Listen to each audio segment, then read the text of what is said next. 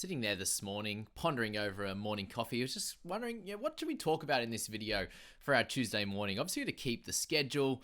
And last year, we did a little bit around sort of my tips and that kind of thing. But we wanted to keep it the focus on the fantasy side of things. And I was like, well, how can we do this differently given that all of the big buys are over now and we're heading into 21? I was like, oh, I'll message Brent and see what he reckons I should speak about. I had a couple of ideas and he really just cemented those as definitely things that people would want to hear. And firstly, we want to focus on how many, obviously there's 7 rounds left, so 7 remaining teams have a bye. And week to week, likely most people have probably one player that is not playing, or you definitely don't want to be playing in your 17 each and every week. Think of, if they are playing, it's a Tommy Talau, it's those types of players, and you're likely to have potentially one red dot or a guy that's not playing anymore. So you take that one guy away. If you're sitting there with 2 or 3 players on a bye, it could be really tough each and every week just to either get a really good 17 and not lose ranks to other teams that are doing really well with a full good 17, or you are going to be playing short or using trade in that week to be able to fill that position. So just say you have just the 2 centers at the moment, and one of those is Jacob Carraz, and then round 23 you're in a little bit of curry there trying to get that full 17 on the par, because you would have to then trade to bring in a center.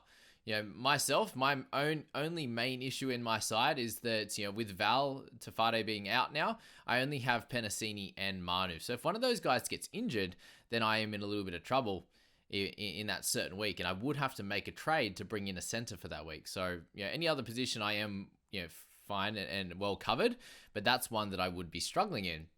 If you're looking at, next round, in round 22, we have a bye for the Warriors, which just means there that, my team right now, I have Tohu Harris, Chance Klukstad, and also Sean Johnson. So I look at that and I go, okay, I've got mid cover, I've got half cover, and I have wing fullback cover. Awesome. You look at, the other guys in your team and you go, okay, right now I have Val. So he'd be a 4th guy that I'm probably not wanting to play in my 17, or he might not even make the squad. If we then have an injury or suspension next week, during this week in round 21, then I definitely need to make trades just to field a 17 in round 22. There, you can make a very similar argument to this week, and our people squad has Lemuelu, Asako, and Val Tafade as well, as any potential injuries or suspensions that a squad may have. So, look, it's going to be sweet in terms of if you have 18 or 19 players in a certain week, just say you have 2 that are on a bye, you're able to loop, which is awesome. But if, as I said, if those external guys or the extra guys on your list are going to be out there, then that's when you have a little bit of issue with your side. So just have a look at your team. Obviously, for this week is going to be important there.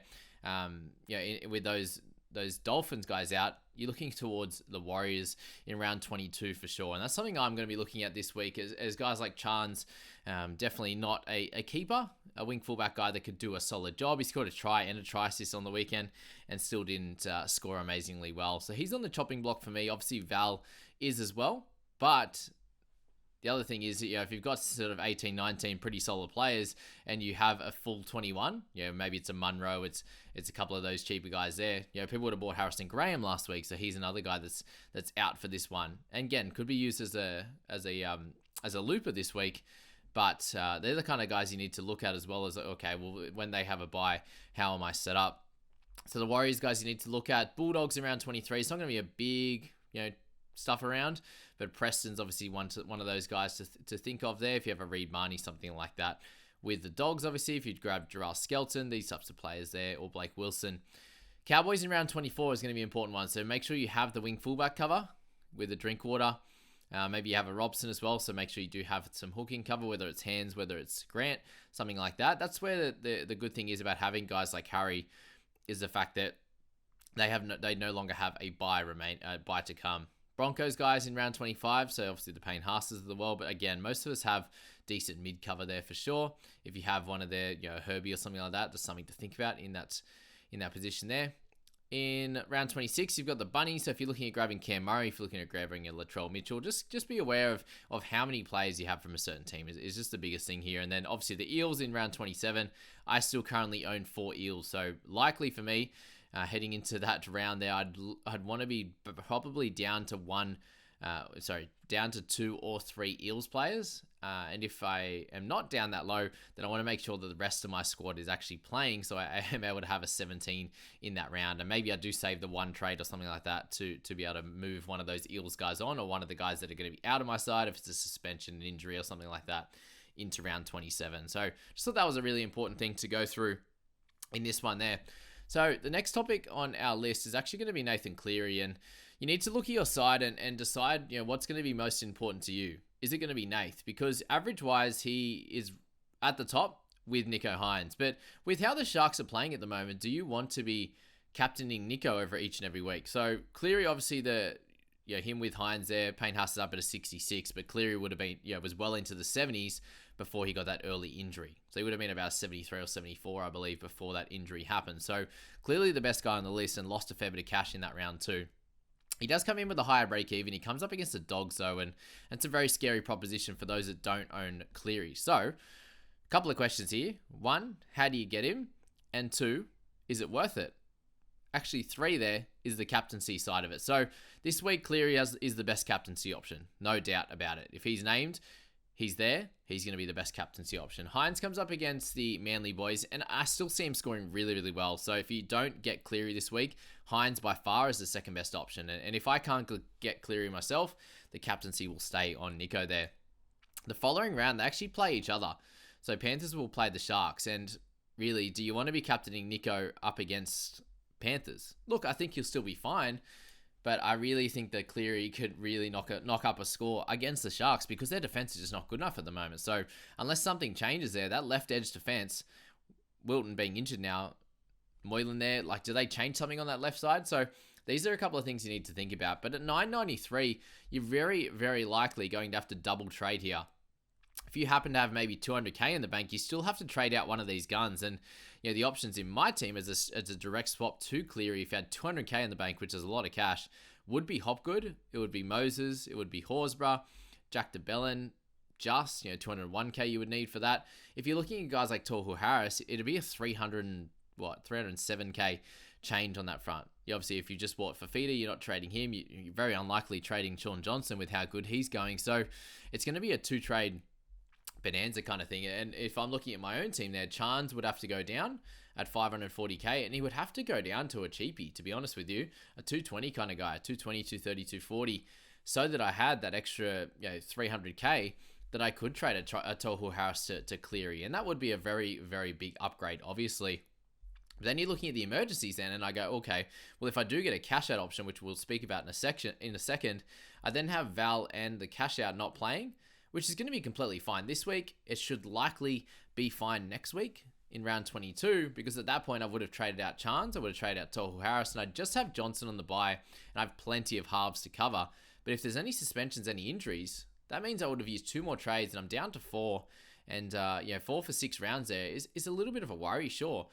You could definitely get away with it. And if I'm looking to keep one trade up my sleeve in round 27 for the Eels guys, then I have 3 trades to use over the next 5 rounds, which can be definitely scary. And if you're looking at that, as I said, if I were to have Val there and I'd have a cheapie that's not going to be playing, next week I have Johnson, who's going to be the 3rd guy in my emergencies, not playing. And yes, I can use a loop to get one of these guys in, but I'd be looping a Brennan Hands, a Jareem Buller, a Maxi King type of player there.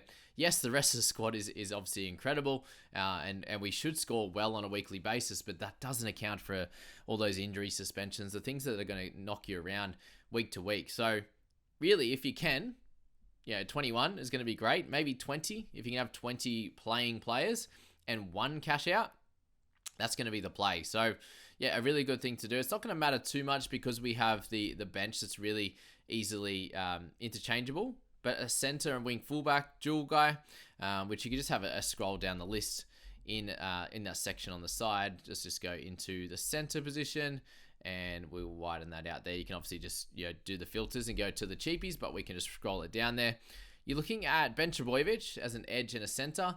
He's someone that's fairly likely to come back into the side though in the last few rounds, which really is probably not the worst thing, to be fair. So he's definitely someone that has the edge or the center, and what that really means, guys, is if you're using these players as a looper, what you want them to be doing is playing the majority of their games later in the round. So if you could at least get something on a Saturday, that gives you a little bit more time to be able to make decisions for late mail to come out across the later games and stuff like that. A Saturday or Sunday for the most part is going to be really, really good. So the Broncos playing their Friday night game all the time, one of those cash outs is not really going to be the play. It has changed a little bit this year. They played an afternoon game recently, which is funny. You could go for a Skelton. Like, he's obviously going to play. He's obviously not going to be playing too well this week against the Panthers. You can go for a Jordan McLean there. He's a centre wing fullback, 230k. Very, very, very unlikely to play.